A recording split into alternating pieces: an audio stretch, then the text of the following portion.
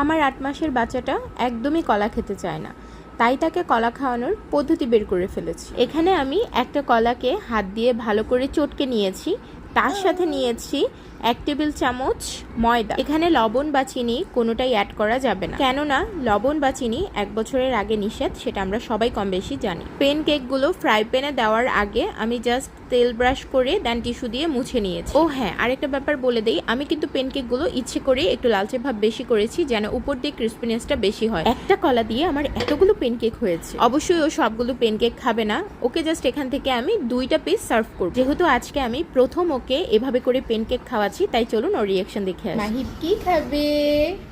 নাও, খাও খাও খাও, ইয়াম্মি, বিসমিল্লাহ।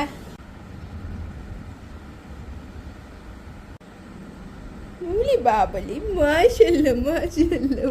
আলহামদুলিল্লাহ, মাশাআল্লাহ, ও পেন কেকটা খুবই পছন্দ করেছে। সে কিন্তু লাস্টের অল্প একটু বাদে পুরোটাই শেষ করেছে। আপনাদের বাচ্চারা যারা কলা খেতে চায় না, তাদের এভাবে করে ট্রাই করাতে পারে।